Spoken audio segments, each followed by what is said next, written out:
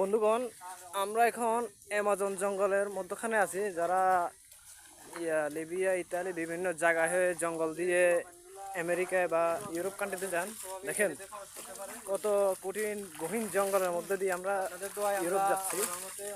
এই যে আমরা তিনজন অলরেডি আগাচ্ছে। এই ধরো আমাকে একটু দেখাই দাও।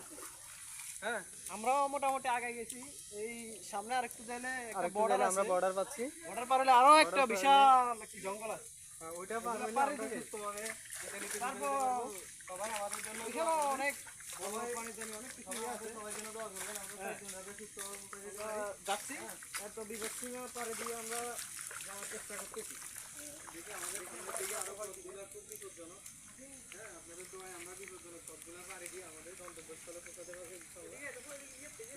এদিকে পৌঁছাতে পারে দিবে, এদিকে হয় না। আশা করি এদিকে পতাকা ইতালি টাওয়ারে দেখা যাচ্ছে। হ্যাঁ, ঠিক আছে, আমরা আপাতত স্টপ রাখছি, পরবর্তীতে আপডেট দেব। বন্ধুগণ দেখেন, আমরা এখন গহীন জঙ্গলে পাহাড়ের একটা গুহার মধ্যে দিয়ে যাব। আমরা এখন চলে যাচ্ছি। মহসিন, তুমি একটু এটা আমাদেরকে ভিউটা দেখাও তো। এই দুই পাথর কেন মিলি রয়েছে? ওই যে ভাই লোক দেখেন, আমরা এখন এসে ঝুলন্ত বলতে পারেন এর মধ্যে দিয়ে আমরা পার হয়ে অন্য টানেলে যাব। এসে ঝুলন্ত পাথর, যেটা এইসব ঝুলন্ত পথ দিয়ে ওই যে গাইস দেখেন, এদিকে আসো দেখাও। যেটা ৭৪ বছর আগে ঝুলেছিল।